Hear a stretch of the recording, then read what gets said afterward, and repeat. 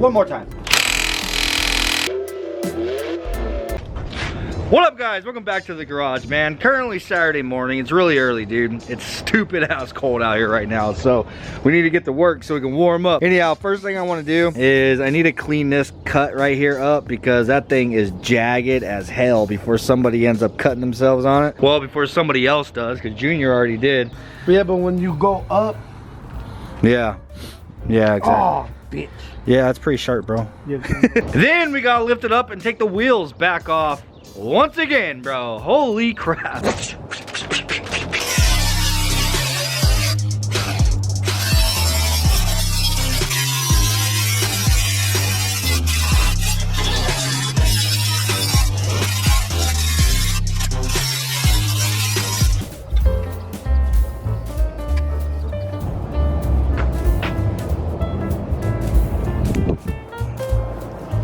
So you see, that's what I'm talking about. I had to use the lug nuts on the actual spacer, so if you look at it from the side, you see how much the lug nut is sticking out. And yes, I know I could have cut the head off the lug nut. I know. That's what Junior said also, but I didn't want to cut 20 lug nuts, man. Not only would that have been a freaking mess, but honestly, it's just not the right way to do it. It cost me 30 bucks for new lug nuts, you know what I'm saying? So we're gonna get those swapped out.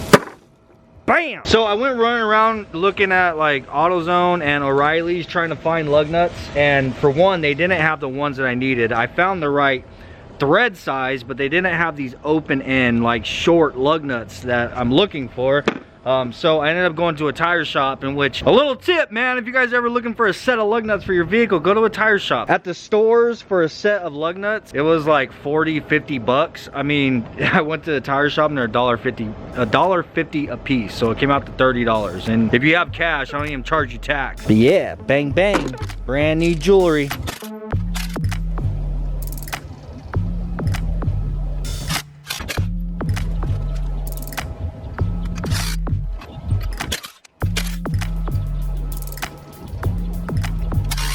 I got all the lug nuts swapped out, and as you can see, now they're sitting back nice and flush. They ain't got nothing poking out. Anyhow, now before we go and put the wheels back on, do you guys see a problem here?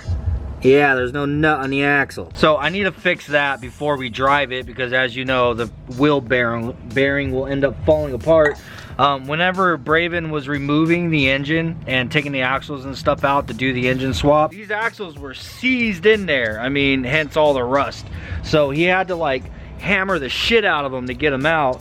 It was a learning experience for him, but yeah, he definitely kind of mushroomed the tip, and now the nuts won't go back on. I need to get those pulled out and try to get it to where the nuts will go back on. Hopefully we don't have to get new axles, but should be able to figure something out. All right, so I got this axle pulled out, and as you can see how the end is all just like mushroomed over. So what I'm gonna do is take the grinder and just kind of grind like this to like a bevel.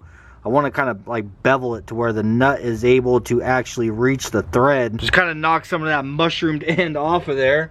And then I have a thread chaser. It's kind of like a file. So each one of these sides has a different thread, and it's like labeled right here. So once I get that knocked off, then I could just chase the thread and just basically file. Like, this is like a file and it fits inside of the threads.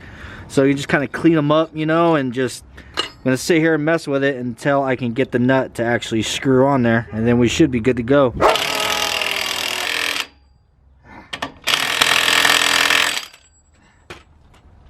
Alright, since the last clip, I'll say there's probably been a good hour and a half worth of time in between it and a whole lot of rage.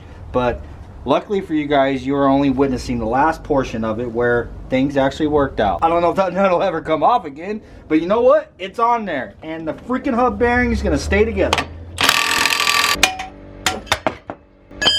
Alright, well, this side was really freaking bad. I've been working on it, trying to do it with it on the car, but it's just been, dude, freaking nightmare. I need to take it out so I can put it up on a bench and actually get my, you know, hands on it. And whew. Anyhow, Braven also ran down to O'Reilly's really quick for me to go grab a ball joint for this side, because the ball joint on this side was screwed, bro. And I'm gonna continue working on this damn axle, see if I can get the nut on there. Give me that nut. Man, I've been out here doing this for like 4 hours now. And I still have a ball joint to swap out. It has to be done. So I've been chasing the thread with this thread file. I looked it up and it says it's a 1.0, but 1.5 actually fits in there like perfect. Been going back and forth between this thing and this little ass file I have. Fits down inside of the thread.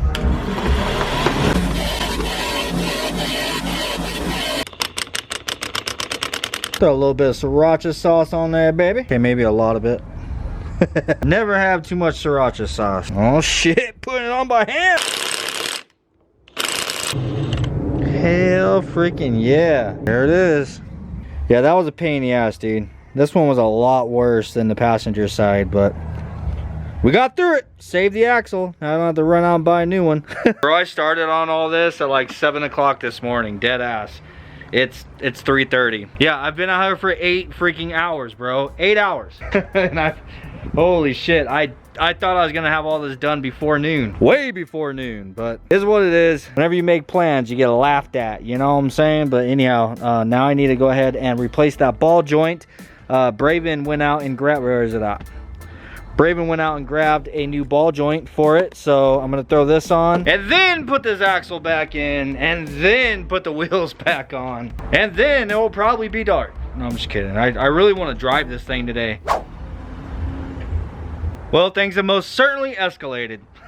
I needed to take the entire knuckle off. I tried absolutely everything to get this damn ball joint out of there and nothing was working. I tried hammering it. I tried my air hammer. The ball joint press would not fit in here. I've tried PB Blaster. I've tried the torch and just hammering the living hell out. Dude, I've tried everything. Honestly, I spent way too much time trying to get it out with the knuckle on the car. I gave up. I was like, dude. The thing is, I was afraid to start pulling all these rusted bolts off, all these rusted nuts off, because I didn't want to end up stripping something else out and having to go buy more parts. But I just soaked everything with PB Blaster and all came apart pretty easy, man. I didn't have any problems with anything. You motherfucker.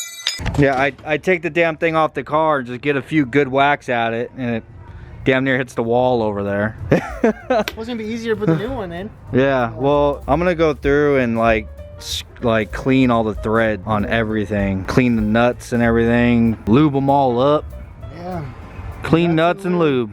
Yeah. Yes, sir. New cotter pins. Where's the thing of cotter pins at? In the shed? Of course it is. Of course it is. Our whole organization fiasco when we cleared out the garage and took the shelves out and all that stuff and put everything into that damn shed over there. Yeah, every time we need something little like cotter pins, they're in the freaking shed. All right, now before we actually go and put this rusty old freaking axle back inside of here, Braven has expressed to me how he always has problems with connecting the axle to the intermediate shaft or getting them to come apart, you know what I'm saying? Now, what I'm gonna do with this one is basically the same thing I've been doing with every nut and bolt on this freaking CRV. I'm gonna clean the hole out. I'm gonna spray that shit on the side of there. I'm gonna take my wire pipe brush. I'm gonna scrub it. Yes, ma'am. Paper towel. All right, blow it out again. Sriracha sauce. Look at this one-handedness right here, bro. That's pro action. All right, get that all inside of there. And I'm actually gonna do that same exact thing with the intermediate shaft, just so that those go together nice and clean. So I also took that wire brush and I cleaned the threads on both of these. I had to run a drill bit. I had to run a drill bit through the hole for the cotter pin because I couldn't get the old cotter pins out. I had to literally just break them off on the sides and then send it with the impact to get the bolts out. Got the old cotter pins cleaned out, got the threads all cleaned up, and I also did that with the nuts as well. I used my brush and cleaned the nuts out on the inside, made sure the threads are all clean. I'm gonna put sriracha sauce on literally everything and then put it all back together. On your marks, get set, go. All right, it's dark, it's night. Yeah, it's 7:30, bro. Holy shit, man. I mean, granted, I've taken some breaks here and there, and you know, Braven had to go to the store and go grab me a ball joint and whatnot, but holy crap, I started on this 12 hours ago. I don't know how any of you guys get things done who live in snowy states that deal with rust like this, because Everything that I've had to do on this truck today, or SUV, has been a nightmare because of rust. But I got everything put back together. So now, both of our axles actually have brand new axle nuts. We got our spacers all on. I don't know if you guys see, there's some red around inside of there. I went around and I put some red Loctite on all of the lug nuts that are actually holding the spacers on. I torqued them all to 95 foot-pounds. So I know those things aren't gonna go anywhere. I had to get rid of some rust off of the brake pads because, dude, those brake pads were not going to slide or move at all the way they were. I cleaned up all the nuts and bolts and stuff like I said. Everything has brand new cotter pins. We're finally good to go. Now all I need to do is go ahead and throw the wheels back on. Jesus Christ, man. This has been one hell of a day.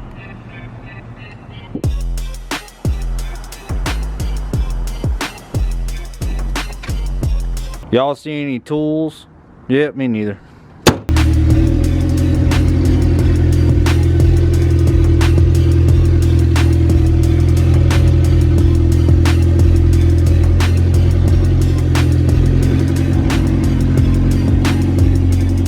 I need to fix that surging idle for sure.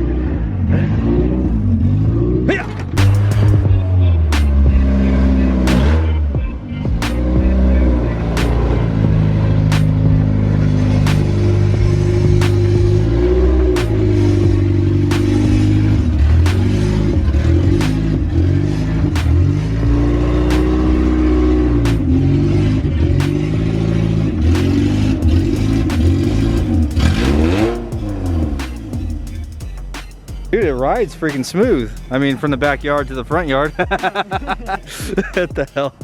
It's crazy. It's got full lock, bro. Like, all the way. All right, well, that took up my entire freaking day. I'm gonna try to get some driving footage tomorrow whenever the sun comes up. I'm gonna take this thing for a little drive. It seems to be doing all right. I topped it off with fluids. Transmission was a little bit low. Made sure it's got plenty of coolant in it. A little water, whatever.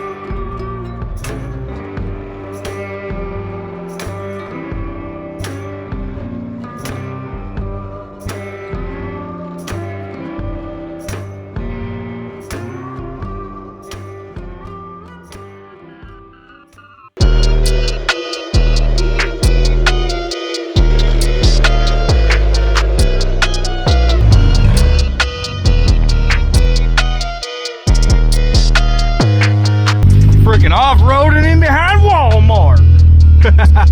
I'm gonna get my fucking shit stuck in here.